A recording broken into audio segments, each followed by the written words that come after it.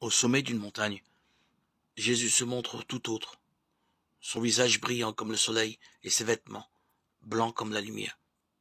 Dans notre culture moderne, cela évoquera peut-être le show d'une star de rock balayée par des dizaines de projecteurs sur une vaste scène. Or, la transfiguration n'est pas un spectacle, mais une révélation. Devant ses plus proches apôtres, Jésus se revêt de la gloire de sa divinité. À ses côtés, Moïse et Élie représentent l'alliance avec le peuple d'Israël, structurée par la loi et renouvelée par les prophètes.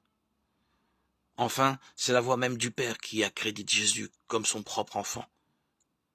Celui-ci est mon fils bien-aimé, en qui je trouve ma joie, écoutez-le. La transfiguration, c'est la réponse à la question. Qui est-il, ce Jésus de Nazareth?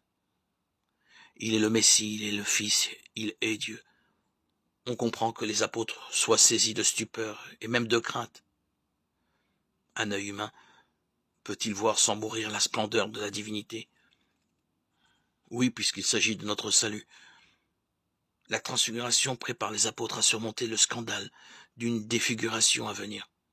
Élevé sur la croix, au sommet du calvaire, dépouillé de ses vêtements, Jésus a perdu figure humaine. Il était si défiguré qu'il ne ressemblait plus à un homme. Il n'avait plus l'apparence d'un fils d'homme. Isaïe 52, 14. Entouré de 2 condamnés, il semble appeler en vain son père qui se tait. Avant qu'un centurion, un païen, se fasse prophète pour proclamer vraiment cet homme était fils de Dieu. Marc 15, 39.